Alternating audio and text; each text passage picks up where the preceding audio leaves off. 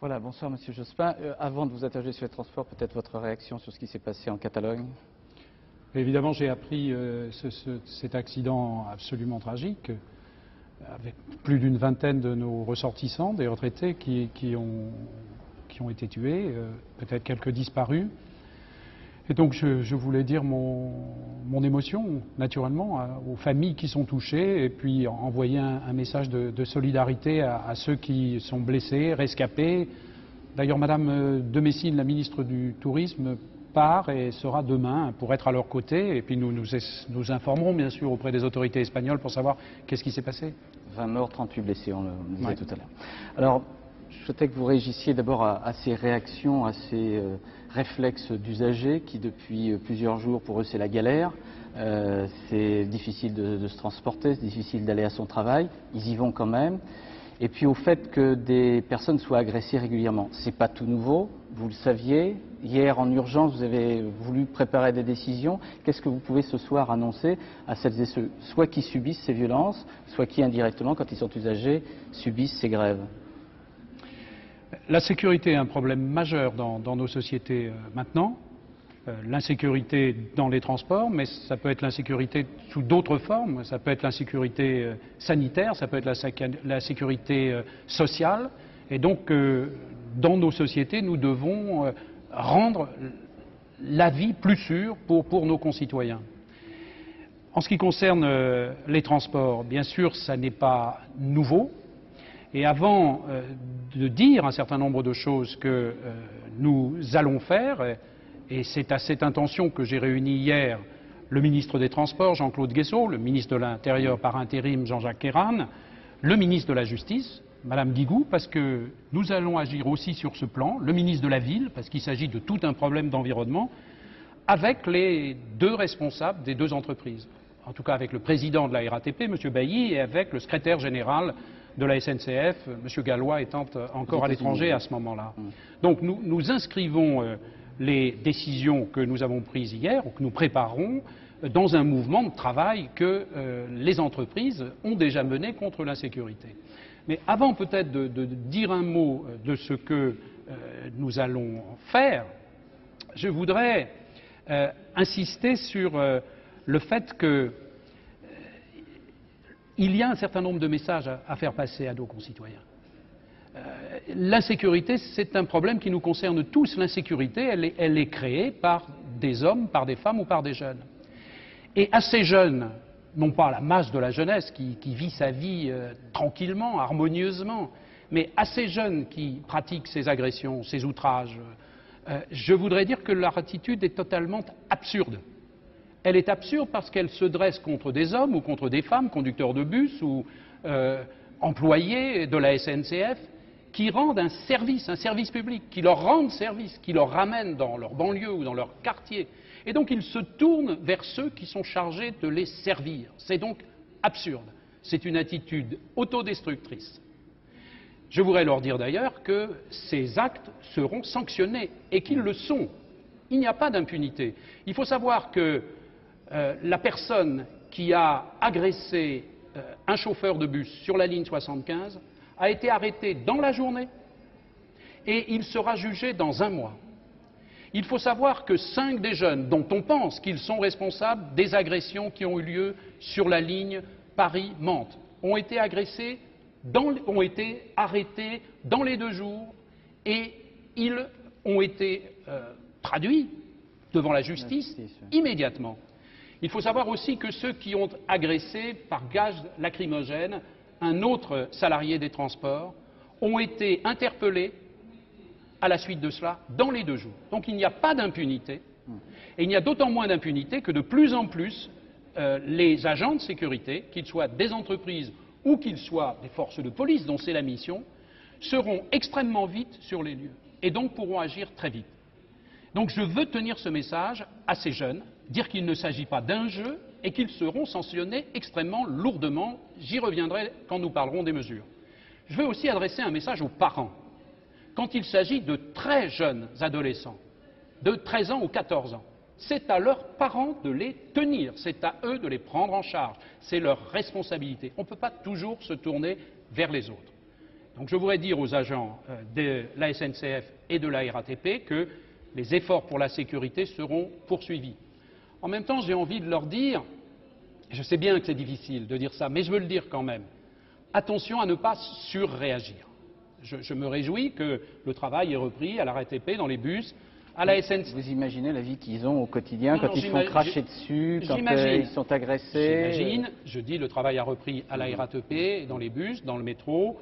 Je pense qu'il y a d'autres problèmes à la SNCF et pas simplement les problèmes de la sécurité qui expliquent peut-être que le mouvement dure aujourd'hui. Mais je voudrais leur dire que si l'on surréagit d'une certaine façon, on attise la tentation chez ces jeunes. Donc il faut que nous agissions tous ensemble pour éliminer ces actes d'incivilité.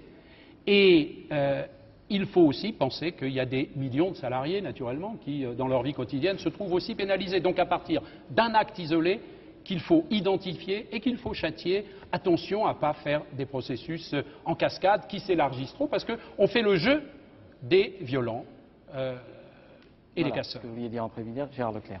Oui, en attendant, les cheminots et tous les grévistes demandent ce soir des mesures d'urgence, un véritable plan d'urgence.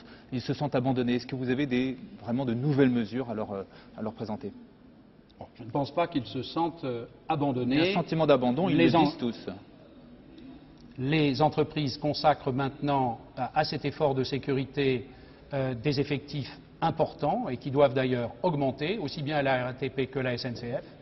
En quelques jours, nous avons décidé de mettre plus de 400 hommes supplémentaires dans les bus, dans le métro et sur des lignes de banlieue. Donc immédiatement, nous avons mobilisé des forces de police.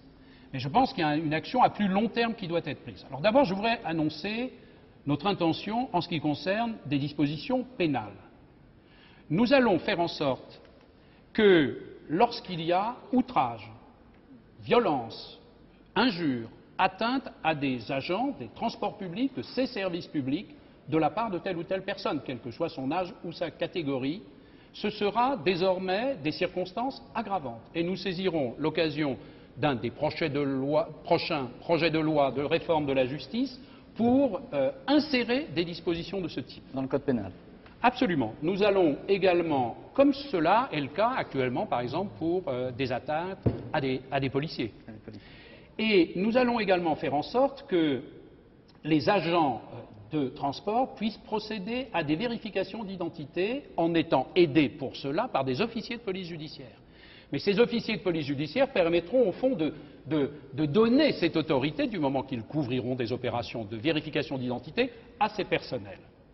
La présence humaine dans les bus, la présence humaine aussi dans les gares et notamment dans les gares isolées, la présence humaine à des heures ou sur des lignes, par exemple, de terminus, où se produisent ces agressions. Parce qu'elles ne se produisent pas, en règle générale, aux heures de pointe, au moment où il y a les grands mouvements, doit être absolument accrue.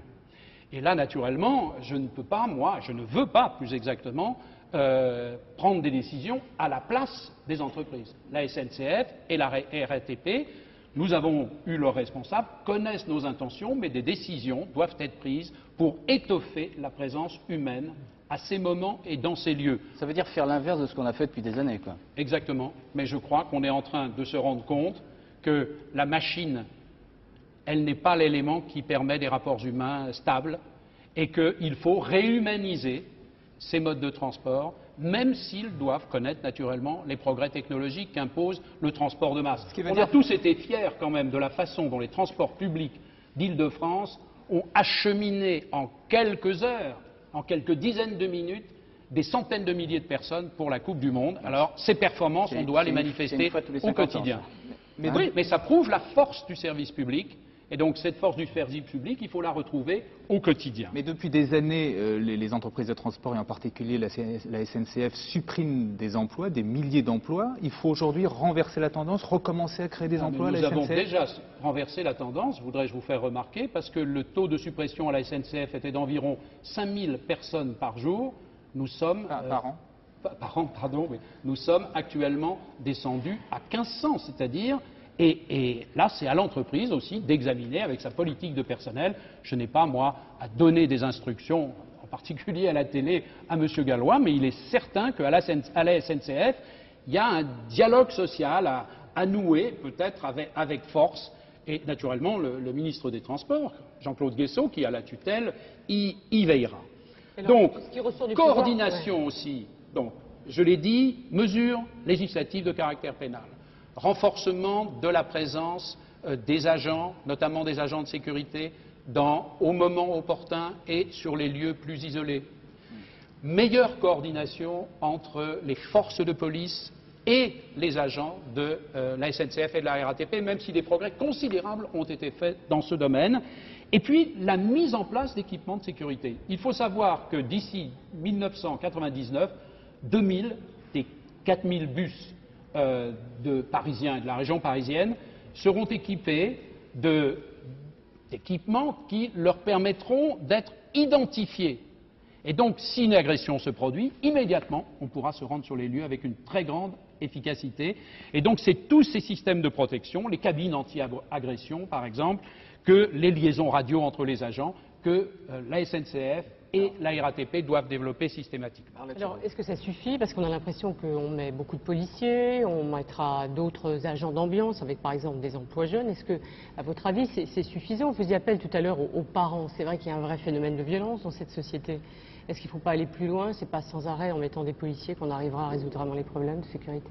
Mais c'est un peu pourquoi j'ai commencé, non pas par annoncer les mesures qui sont nécessaires, mais j'ai commencé par cette forme d'appel. Cet appel à la responsabilité, à la conscience. Je l'adresse à la fois aux jeunes, y compris à ceux qui ont la tentation de se laisser aller, et aux parents. Naturellement aux éducateurs, mais les éducateurs, ils le font dans les collèges, dans les lycées. Vous savez d'ailleurs que nous avons insisté davantage sur le respect des règles, le respect des normes, sur l'instruction civique. Au fond, moi je veux vous dire mon sentiment en prenant les choses un instant plus largement, puisque nous avons commencé par les problèmes concrets et les mesures. Au cours du XIXe siècle et du XXe siècle, on a tendu à opposer, Alain Duhamel connaît bien ça, qui connaît comme vous. Il n'était pas au XIXe. Hein? Non, mais il connaît l'histoire des idées politiques. C'était ça que je voulais dire. Oui, oui. Soyez pas désobligeants. Oui. On a tendu à opposer le parti de l'ordre et le parti du mouvement. La droite, c'était le parti de l'ordre, la gauche, c'était le parti du mouvement et du progrès. Eh bien, moi, je pense que ces oppositions, aujourd'hui, doivent être dépassées. Je l'ai d'ailleurs déjà indiqué. Moi, je suis attaché à la réforme. Je veux être toujours représentatif du parti du mouvement, mais je veux que ce mouvement soit fait dans l'ordre. Nous avons besoin de règles, nous avons besoin de normes, nous avons besoin de repères. Je m'efforce moi-même d'en respecter dans ma pratique politique, dans mon action de gouverner, des règles républicaines. Et il faut ce retour aux normes, à la règle et à ce que j'appellerais un ordre pour que la société puisse avancer, donc pour que la société puisse se réformer. L'ordre peut être une valeur de gauche.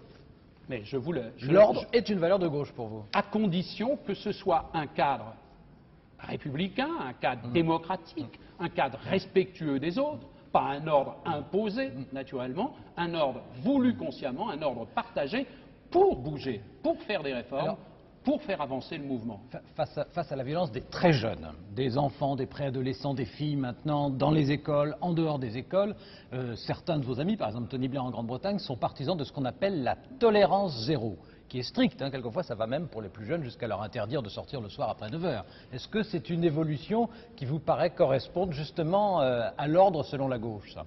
Mais nous avons déjà abordé ces problèmes de la délinquance chez les très jeunes, oui, les très, exactement, de plus en plus jeunes. Oui, c'est exact.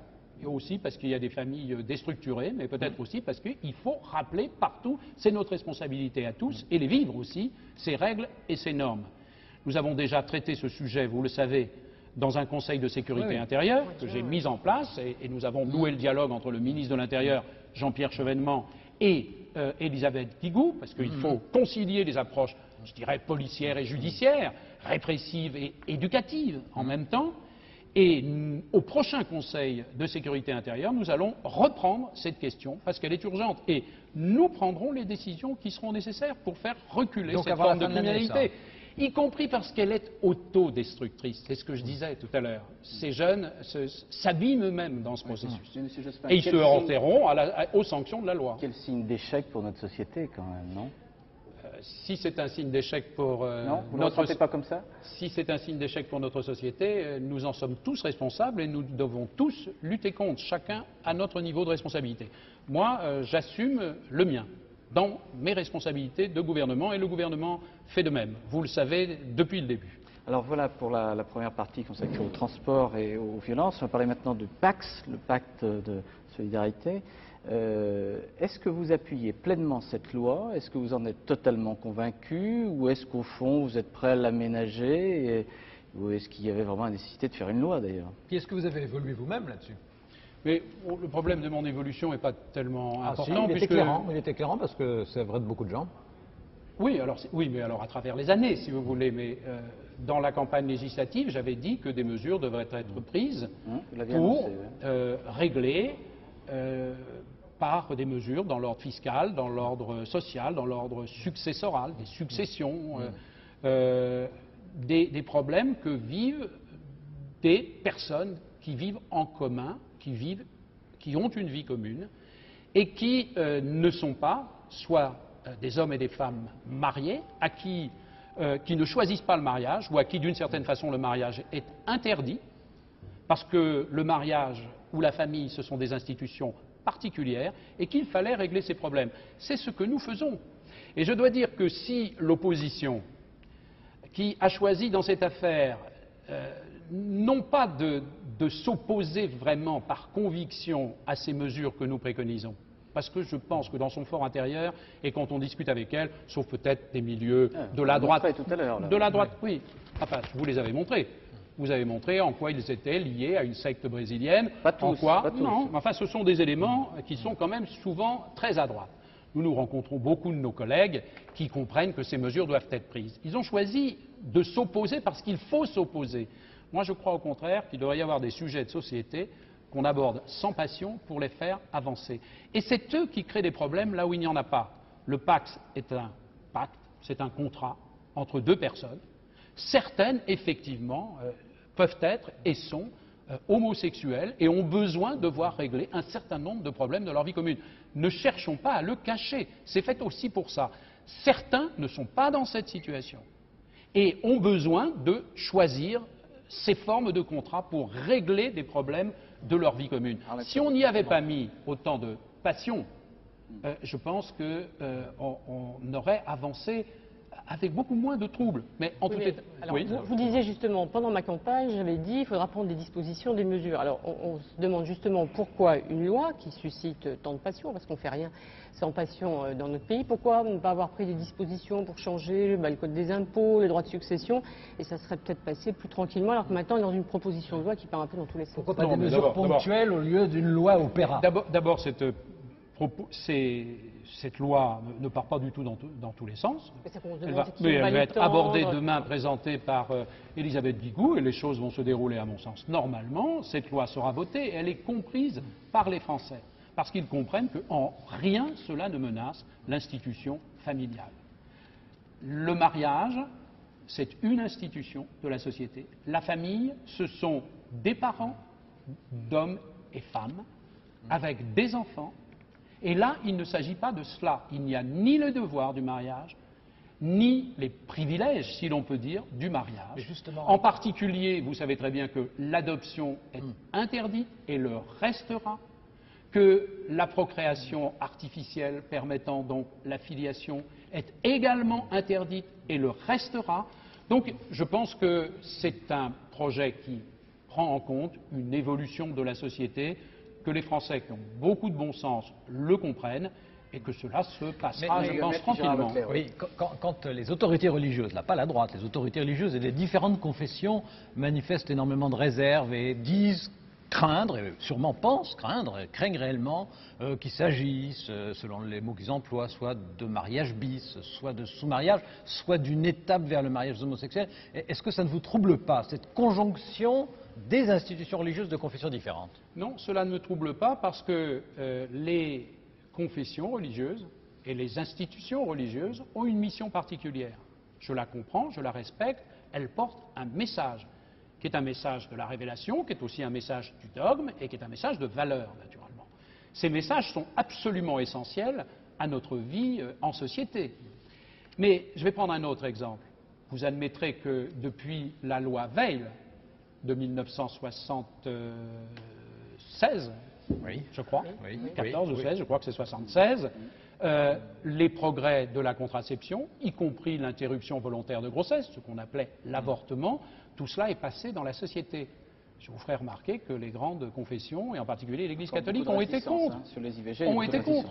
Le sont toujours en ce qui Et concerne les catholiques, par exemple. et ça n'a pas empêché le fait que c'est quelque chose d'admis tout à fait désormais dans les sociétés démocratiques. Il faut comprendre que les églises ont un message particulier qu'il faut respecter, mais qui ne peut pas inspirer entièrement la vie sociale, même si ça contribue au combat au débat des idées. Il y a quand même une question qui se pose. Est-ce que le Pax n'entraîne pas une espèce d'engrenage qui ferait que demain, le mariage homosexuel sera effectivement autorisé et puis après-demain, l'adoption des enfants par des couples homosexuels? Est-ce que ce n'est pas dans la logique du Pax? Non, absolument pas. C'est justement parce qu'il est quelque chose d'autre, parce qu'il n'est pas ce mariage, que vous n'avez pas du tout, vous, à le construire comme un engrenage. La position du gouvernement est claire. L'acceptation par l'opinion, elle est que le Parlement contribue à régler des problèmes de vie commune, des problèmes de succession, des problèmes fiscaux, des problèmes sociaux. Elle n'est en rien, justement, que l'on construise une sorte de mariage bis, voire de mariage homosexuel, si vous voulez cibler cette catégorie de la population. Et donc, nous nous en tiendrons là, totalement. Bien. Alors, débat à partir de demain, puis jusqu'au 13 octobre, théoriquement. On va parler de la crise. Est-ce que vous avez le sentiment, de la crise mondiale, les bourses qui font le yo-yo, l'impression que plus rien n'est vraiment contrôlé, est-ce que vous avez le sentiment que la France est à l'abri de cette crise? À l'abri, non, mais disons tout de même que si vous regardez la situation financière internationale, si vous regardez aussi les réalités économiques, l'orage tombe et la grêle tombe sur beaucoup de régions du monde et pas directement sur l'Europe aujourd'hui. Naturellement, je préférerais que la conjoncture mondiale soit bonne. Je préférerais qu'il n'y ait pas eu de crise en Asie du Sud-Est. Je préférerais que des décisions pour régler les créances douteuses dans les banques soient prises au Japon. Je préférerais que le gouvernement précédent en Russie ait réglé mieux les problèmes de l'endettement de l'État, des grandes compagnies qui ne paient pas leurs impôts. Je souhaiterais aussi qu'il n'y ait pas cette situation politique particulière aux États-Unis qui ne facilite pas les prises de décision. Mais constatons au moins que l'Europe, dans ce moment et dans cette conjoncture, est un espace, est aussi une union, je pense à l'Union européenne, mieux préservée que ses voisins. Et que nous n'avons pas de raison, à partir de ce moment-là, de céder à la dramatisation. Nous ne pouvons pas être à l'abri, et d'ailleurs, en France, nous avons déjà dû intégrer dans nos perspectives de croissance une perte sur les exportations à cause de cette situation en Asie, au Japon, peut-être en Amérique latine. Mais comme, et la politique du gouvernement, je crois, y a contribué, nous avons su rallumer les moteurs de la croissance intérieure, la consommation d'abord, notamment par du transfert de pouvoir d'achat vers le ménage, en ne les ayant pas criblés d'impôts, comme le gouvernement précédent, qui avait ponctionné 120 milliards sur les ménages, en développant ensuite l'investissement. Je pense que les bases de la croissance en France sont solides et que nous avons eu raison de bâtir, comme nous l'avons bâti, le projet de budget de 1999. Donc, cette crise internationale me préoccupe, mais elle peut affecter l'Europe moins que d'autres. Et nous avons d'ailleurs vu que la perspective de l'euro nous protégeait contre la spéculation sur les monnaies. Alors justement, face aux instabilités, face à la spéculation, etc., est-ce que vous avez des recettes et des alliés pour essayer d'introduire un peu d'ordre là aussi, réguler davantage? D'abord, des recettes concrètes, hein? Est-ce que ça existe? Oui. Du concret, il y en a dans le mémorandum français qui a été transmis à nos partenaires de l'Union européenne par Dominique Strauss-Kahn. Alors à ce moment-là, vous le prenez, le mémorandum, et puis vous l'expliquez. On en parle à l'UNC. D'accord, très bien. Bon, c'est vous avez des interlocuteurs internationaux, Absolument. vous leur parlez, qui vous comprend, Absolument. qui vous êtes, qui est d'accord sur quoi? D'abord, je constate qu'à travers cette crise financière, qui est quand même surtout une crise financière, et dont nous pourrions éviter qu'elle passe pour l'essentiel dans la sphère de l'économie réelle, comme on dit, de la production, des échanges de biens ou de services, que cette crise est avant tout financière et qu'elle s'est produite en allant à l'encontre des théories libérales qu'on a professées jusqu'à ces dernières années, même s'il y a eu beaucoup d'évolutions dans ce domaine. On nous disait qu'il ne faut surtout pas que les États, les nations s'occupent de l'économie. Il ne faut surtout pas essayer de réguler. Les marchés réalisent automatiquement les équilibres qu'il convient. Cette crise est en train de démontrer que les idées libérales sont dangereuses à une époque de globalisation. Et quand on voit les marchés s'affoler, soit spéculer à la hausse au point d'augmenter de 40% en un an pour en quelques semaines perdre tout ce qu'ils ont gagné, ce qui représente quand même des comportements un peu irrationnels. Aussi, hein. Eh ben, c'est ce que je viens de dire. Oui. Pour perdre en quelques semaines ce qu'ils ont gagné en un an. Donc des marges doublement irrationnelles en quelque sorte. Comment est-ce qu'on y met de l'ordre? Eh bien, je constate une chose d'abord, c'est qu'on se tourne vers les États et qu'on se tourne vers les politiques. Et donc, il est important de savoir que la globalisation doit être régulée et que les États, représentants des peuples, doivent prendre des décisions. À mon avis, il faut agir sur 3 plans. Il faut agir au plan national, mais peut-être souhaiterez-vous qu'on y vienne après, c'est-à-dire obtenir la croissance la plus grande possible et, pour lutter contre le chômage par ailleurs, utiliser les armes que nous avons utilisées, diminution du temps de travail, emploi jeune. Donc je pense que la politique que nous avons suivie depuis 16 mois est justifiée au sein de cette crise telle qu'elle se développe. Appuyer la croissance, lutter contre le chômage par une politique volontariste. Il faut agir ensuite au niveau européen. Parce que les Européens sont une zone relativement préservée d'une part et d'autre part, ils font 90% de leurs échanges entre eux. Donc si eux choisissent des politiques de croissance, je pense alors que nous pourrons éviter une partie de cette crise. Et avec les autres? Avec les autres? Les non-européens. Alors là, c'est les propositions que nous avons faites au niveau international, en nous appuyant sur l'Europe, à savoir réorganiser le système monétaire international. Le sommet du G7, des ministres de l'économie et des finances, qui s'est tenu à la fin de la semaine, dimanche, je crois, à Washington, a pris quelques mesures qui sont relativement positives, en insistant sur la nécessité de la croissance, en demandant que les banques respectent des règles qu'on appelle prudentielles dans leur mode de fonctionnement. Pourquoi il y a eu une crise en Asie? Parce qu'une partie des banques dans les pays d'Asie du Sud-Est ont emprunté à court terme pour placer à long terme, et que quand il y a eu un élément de trouble financier, naturellement, on a eu immédiatement une crise. Organisation du système monétaire international pour donner notamment à son comité intérimaire la possibilité d'agir, de prendre des décisions et de réguler. Et c'est donc les idées françaises qui sont actuellement au cœur des discussions internationales, c'est-à-dire les idées d'organisation. Revenons justement à la France, vous évoquiez tout à l'heure le budget. Le problème, c'est que ce budget il a été élaboré il y a quelques mois avant la crise. Et aujourd'hui, beaucoup ont le sentiment, les instituts de conjoncture, la Commission des comptes de la Nation, que ces hypothèses aujourd'hui sont beaucoup trop optimistes et que donc on ne tiendra pas la croissance qui est prévue. Est-ce que vous ne regrettez pas un budget qui est trop dépensier? Est-ce que vous n'avez pas coupé votre blé en herbe? Mais, pardonnez-moi, Gérard Leclerc, mais je crains que ce soit une contradiction même que vous évoquiez là, parce que s'il y a moins de croissance, alors il faut que le budget soit quand même un budget minimum de soutien de la conjoncture.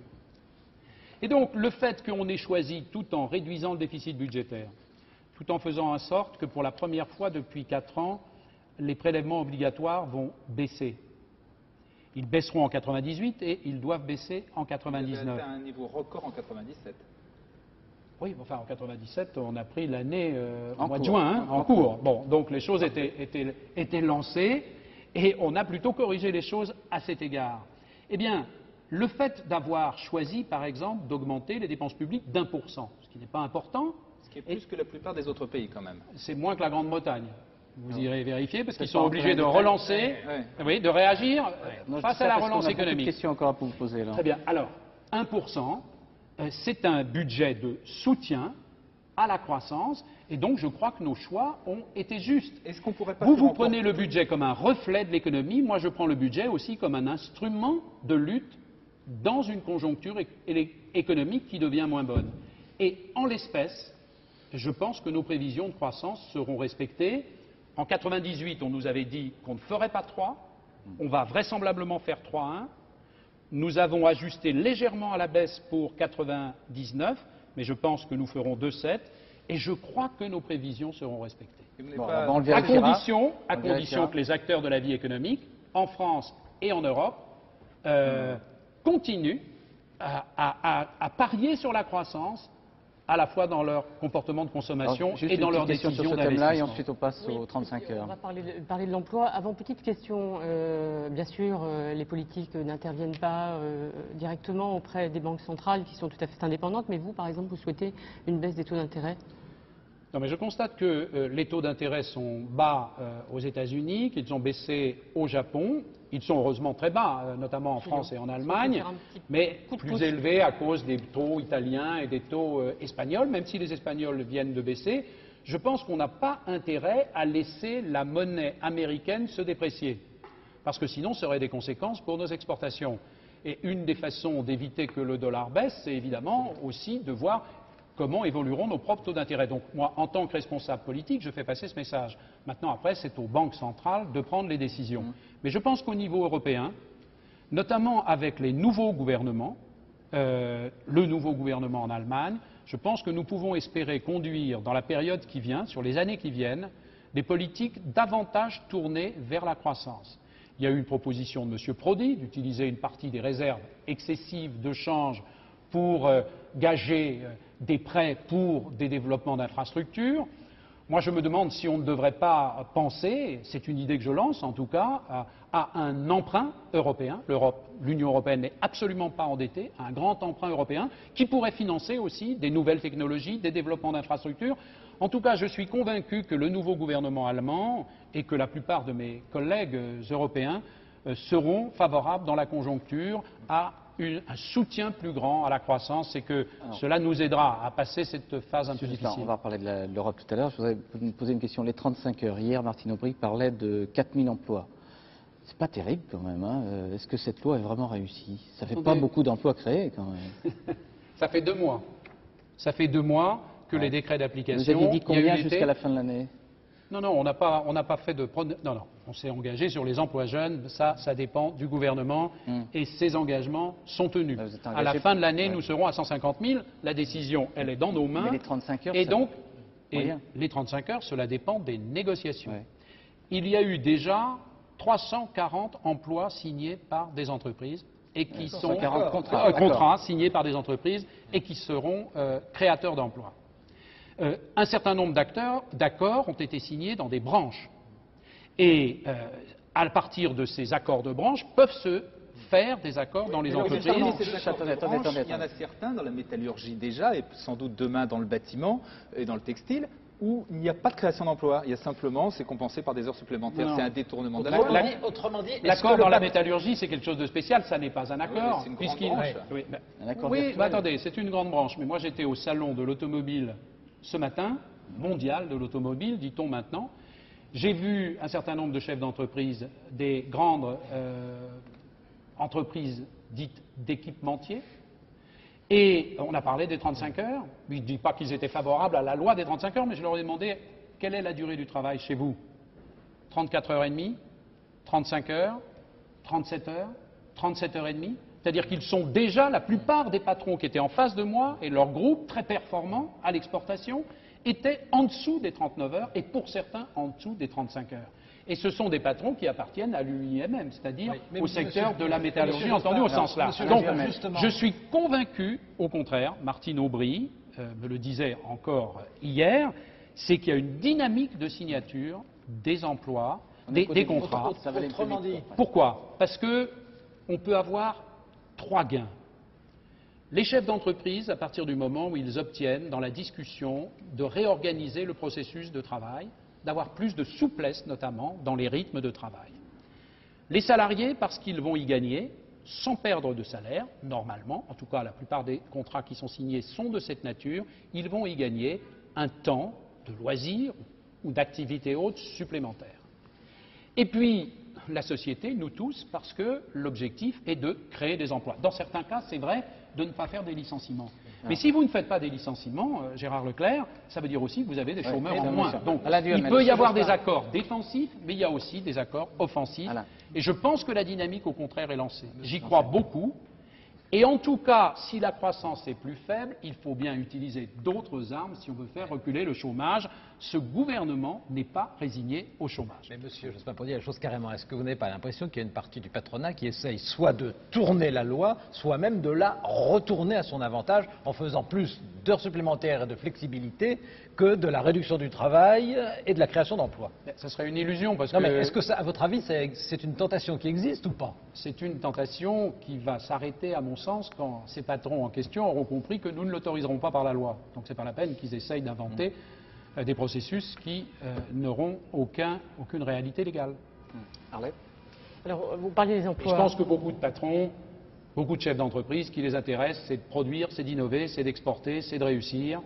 Ils n'ont pas des réactions idéologiques. Ça peut exister, parfois, chez certains, dans telle ou telle fédération, mais ce n'est pas le raisonnement de la plupart des patrons. Et je pense qu'ils peuvent trouver là, dans la négociation sur la réduction du temps de travail, une occasion pour nouer des dialogues avec leurs cadres, avec leurs salariés, et pour avancer et rénover les processus de production. Beaucoup font ce raisonnement. Avançons dans les questions et les réponses. Oui. Alors, il y a une les emplois question qui est en point d'interrogation, c'est l'allègement des charges sur les bas salaires. On en réfléchit, on discute.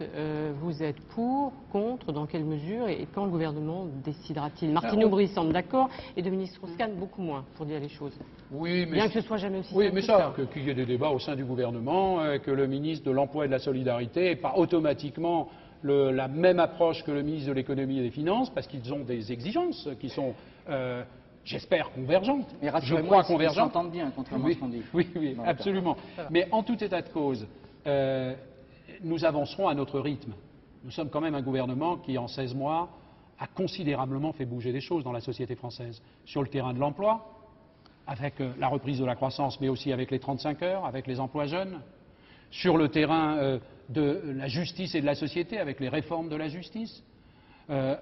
Sur le terrain éducatif et culturel, avec notamment ces propositions que nous faisons pour l'audiovisuel public. Nous sommes un gouvernement qui réforme. Alors, Mais là, vous pouvez à votre aussi, avis, ça crée vous des pouvez emplois aussi comprendre que nous allions à notre rythme. Cette question n'est pas mûre, à mon sens. Elle n'est même pas mûre techniquement.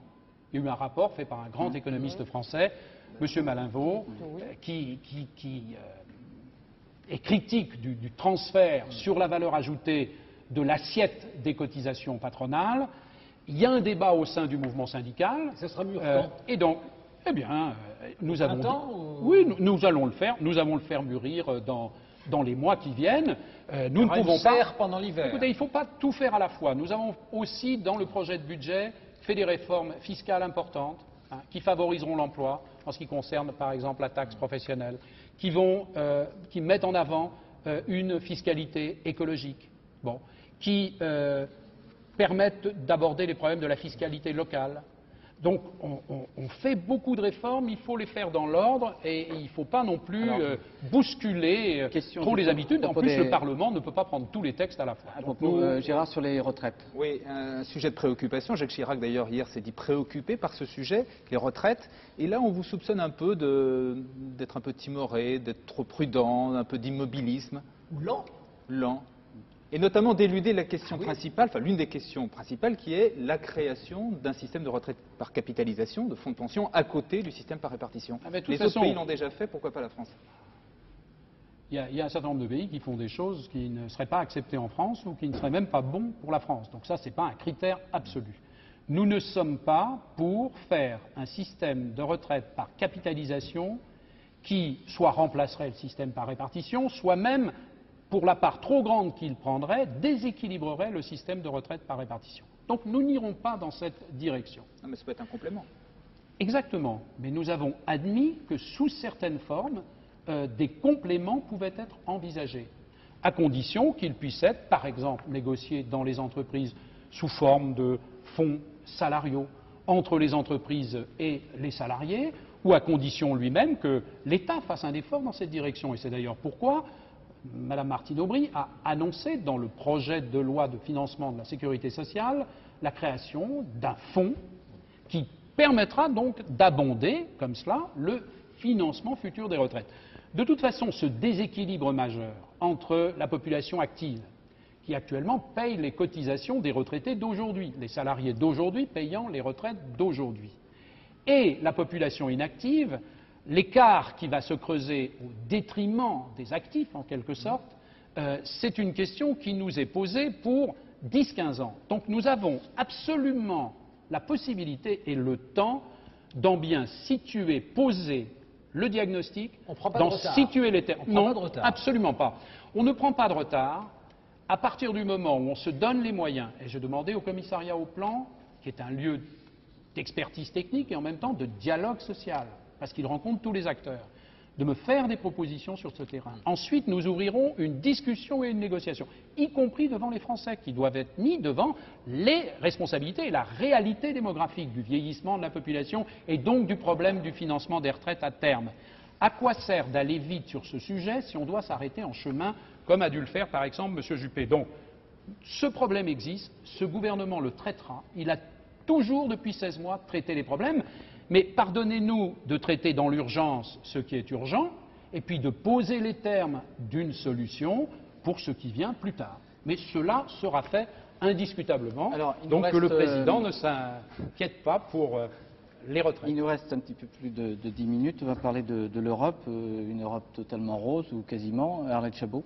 Vous disiez tout à l'heure que, effectivement, l'arrivée notamment de M. Schröder au pouvoir en Allemagne allait sans doute faciliter les choses pour remettre un petit peu l'huile dans la machine de l'emploi au niveau européen. Mais est-ce que vous en êtes, j'allais dire, pardonnez-moi, aussi sûr, sachant que vous êtes tous socialistes, sociodémocrates, mais quand même assez différents. Il y en a un qui a fait campagne sur le nouveau centre en Allemagne. Vous êtes à gauche, vous le dites toujours. Et Tony Blair, ça n'a pas changé. Tony Blair en Grande-Bretagne, c'est aussi plutôt du côté du centre. Alors est-ce que vous serez vraiment unis pour qu'il n'y ait pas, notamment en Europe, eh bien une vraie Europe sociale qui se mette en place? Le problème pour nous n'est pas de nous unir sur des concepts, sur des définitions, sur qu'est-ce que c'est la troisième voie, qu'est-ce que c'est le nouveau centre. Ça n'a pas d'intérêt. Le problème est de savoir si nous sommes capables de définir des pratiques communes sur le terrain de l'emploi, sur le terrain de la croissance, sur le terrain des taux d'intérêt, sur le terrain des problèmes de sécurité, comment nous traitons ensemble les problèmes de l'immigration. C'est ça qui est important. Oui, je pense que les changements qui se sont opérés en Europe, le fait qu'en Italie, j'espère que le gouvernement Prodi va passer l'épreuve parlementaire qui est la sienne dans les 2 jours qui viennent, le fait qu'en Italie d'abord, puis ensuite en Grande-Bretagne, puis ensuite en France, et maintenant en Allemagne, c'est-à-dire dans 4 grands pays, et que dans un certain nombre d'autres pays, on dit en gros 11 sur 15 qui ont des premiers ministres socialistes ou sociodémocrates. Dans 2 autres, il y a des coalitions.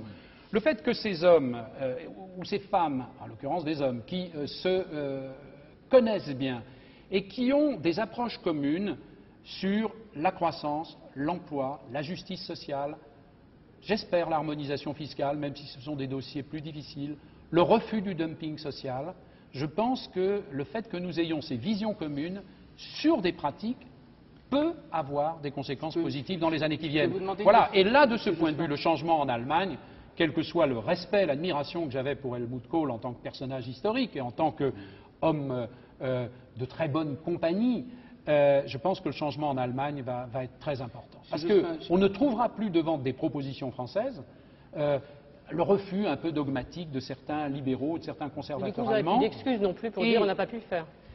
Mais moi, vous savez, ce gouvernement, il pratique pas l'excuse, il essaie de travailler et d'avancer. Ce n'est pas un gouvernement prétexte. Je peux vous demander comme ça, qu'est-ce que c'est de gauche? Parce que moi, je me rappelle la définition de la gauche en 81, de la gauche en 36, de la gauche l'école laïque. Mais aujourd'hui, c'est quoi? C'est quoi la gauche aujourd'hui? D'abord, c'est ce que nous sommes en train de faire quand même, un certain équilibre entre l'économique et le social. C'est le fait que quand on arrive, on dit, nous, on n'est pas résignés devant le chômage. On dit, bien, on fait une loi sur les 35 heures. On dit, on prend les emplois jeunes. C'est le fait qu'on redonne une priorité à l'éducation, à la recherche, à la culture, c'est-à-dire ce qui à la fois embellit la vie et prépare l'avenir. C'est le fait que lorsqu'on prend des mesures fiscales, eh ben, on rééquilibre ce qui pèse sur le capital et ce qui pèse sur le travail. Pas au point de pénaliser le capital et l'investissement, parce qu'on est dans une économie ouverte, mais au point quand même de rendre un peu justice. C'est le fait qu'on accorde une priorité au service public. Donc c'est cette capacité à agir selon des règles, dans l'ordre, comme je disais, mais avec une perspective, un mouvement, un changement qui permet à notre pays de s'adapter aux défis de quelques cette questions frontière. sur la vie politique intérieure française. On a parlé du cumul des mandats. Le Sénat va sans doute bloquer cette loi. Vous allez faire quoi, vous? Mais le gouvernement poursuivra sa démarche réformatrice. Même s'il bloque, vous faites quoi? Je pense que je dois rencontrer M. Poncelet. Il me fait par l'amitié, je ne voudrais pas. Ah, bah, peut-être. Vous avez des rapports très cordiaux avec lui. Oui, Je d'accord. la cordialité, voilà. Non, mais je ne voudrais pas engager l'amitié de M. Poncelet à mon égard. Il vient me voir demain. Je pense que c'est un acte de courtoisie républicaine que j'apprécie. Nous allons reprendre un dialogue que j'avais noué avec M. Monory, honnêtement. Parce que moi, je ne suis pas... Enfin, en clair, ils ne vont pas la voter, cette loi, le cumul des mandats. Je pense qu'ils ne pourront pas tout refuser. Non, je pense qu'ils ne pourront pas tout refuser. Je pense que les Français ne l'accepteront pas. La lutte contre le cumul des mandats est un des objectifs, un des projets du gouvernement qui est le plus populaire dans ce pays. Avec d'autres, mais un des plus populaires. Je pense que les sénateurs auraient tort de refuser. Alors, il est possible que je ne puisse pas obtenir tout ce que je souhaite, tout ce que le gouvernement souhaite. Par exemple, sur le cumul parlementaire-maire. Eh bien, nous verrons, non, mais moi je ne dis pas déjà, parce que je ne... Alors, on sait bien ce que pensent les sénateurs. Eh bien, écoutez, ils le diront d'abord, ils le diront, ils s'exprimeront devant l'opinion. C'est tout cuit. Et nous avancerons. Et puis si on doit s'arrêter à un stade, eh ben, on trouvera une autre occasion ou d'autres façons de dépasser ce stade ultérieurement. Mais ils auraient tort de tout bloquer, je pense qu'ils ne bloqueront pas tout. En tout cas, le gouvernement, lui, il est tout à fait déterminé. Puisqu'on parle politique, on peut pas, malheureusement, on ne peut pas parler des affaires. L'une des dernières en date, la MNEF semble concerner des responsables socialistes, dont certains, dit-on, vous seraient proches. Quel est votre sentiment? Est-ce que ça vous inquiète?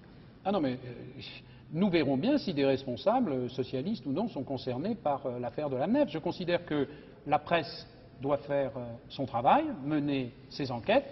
La police, s'il y a lieu, la justice, s'il y a lieu, oui, mais la police judiciaire en est le bras armé. La justice mener ses procédures, s'il y a lieu de mener des procédures. Nous faisons la transparence. Nous avions d'ailleurs demandé qu'un administrateur provisoire soit nommé. Et la commission de contrôle des mutuelles, qui est un organisme totalement indépendant, a dit qu'elle voulait d'abord faire un échange d'arguments avant de prendre sa décision. Il y a eu une mission de la Cour des comptes. Un certain nombre de faits ont été transmis au parquet. Donc des procédures judiciaires auront lieu, peut-être, et on verra qui sera en cause en cette circonstance. Et chacun assume individuellement sa propre responsabilité. C'est la chose que je peux dire. Ce que je voudrais simplement ajouter, c'est que je ne crois pas que les responsables politiques, eux, compte tenu de la diversité des problèmes et des affaires, aient intérêt à s'attaquer sur ce terrain. Qu'ils laissent la presse faire, la justice faire. Arlette Chabot, Alain Duhamel, surtout la cohabitation. On évoquait tout à l'heure les remarques que le président de la République a faites hier au Conseil des ministres sur la protection sociale, son inquiétude à propos des retraites. Le président fait régulièrement connaître son sentiment sur l'action du gouvernement. Et en général, est-ce que vous considérez, c'est le jeu normal de la cohabitation? Est-ce que de temps en temps vous êtes agacé? Ou est-ce que vous trouvez que c'est assez facile de travailler avec quelqu'un que M. Schröder a qualifié de social-démocrate modéré? Je me suis demandé quand même si j'avais pas un brin de malice quand Gerhard Schröder a dit ça à la télévision. Ça n'a pas été tellement relevé, mais moi qui suis une nature malicieuse, j'étais amené à Vous n'étiez pas aperçu à me le demander. social-démocrate. C'est une découverte pour vous. Je sais qu'il avait été travailliste, mais je ne savais pas. Non, les relations avec le président de la République se passent bien. Dans l'ordre international, nous sommes confrontés, par exemple, aujourd'hui à cette crise du Kosovo. Nous définissons ensemble l'approche qui doit être celle de la France, dans le respect des compétences éminentes, naturellement, du président de la République en matière internationale et de défense, mais en même temps, ce domaine est forcément partagé, parce que le gouvernement est celui qui fournit ensuite les moyens de l'action, de l'accompagnement des décisions, donc les choses se passent bien. Sur le plan intérieur. Pour le reste, si le président... Les Français sont d'ailleurs assez contents de la cohabitation. Ils viennent, paraît-il, un sondage qui, paraît-il, le dit. Bon, alors, moi, je participe, si j'ose dire, de leur contentement. Non, je participe de leur contentement parce que vous ne m'entendez jamais critiquer le président de la République. Bon, si le président de la République émet des critiques, c'est sa responsabilité. Mais alors c'est à lui qu'il faut lui demander pourquoi il le fait. Simplement, par exemple, je l'ai entendu dire à la fin du Conseil des ministres, et ça a été évidemment donné à l'extérieur par son porte-parole, qu'il se ressentait comme le garant de la sécurité sociale. Moi, je suis très heureux qu'il se ressente comme le garant, puisque justement, nous la garantissons. Parce que, pour être très clair, 96, déficit de la sécurité sociale, 53 milliards. 97, nous arrivons à faire descendre ce déficit à 33 milliards.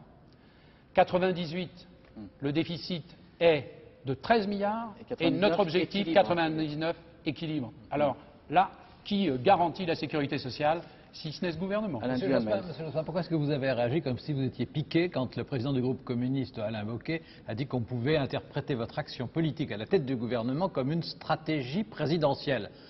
Ça vous choque qu'on vous dise que vous vous intéressiez à la fonction présidentielle pour un jour? Ça ne me choque pas, mais c'est totalement inexact.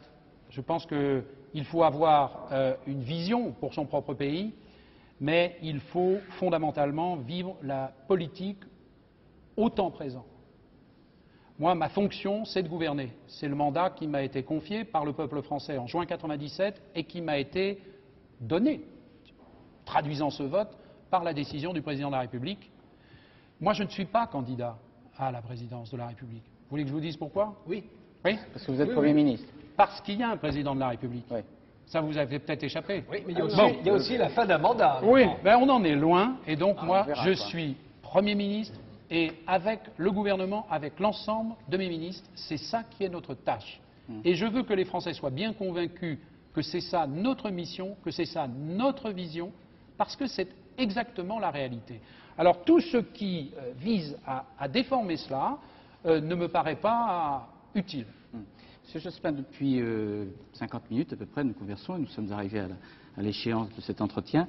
Je suis très frappé, vous êtes tranquille, assez sûr de vous au fond. Est-ce que vous n'avez pas oublié d'être un peu modeste? Parce que vous avez l'air de dire que tout va bien et que ça marche, ça avance en son temps.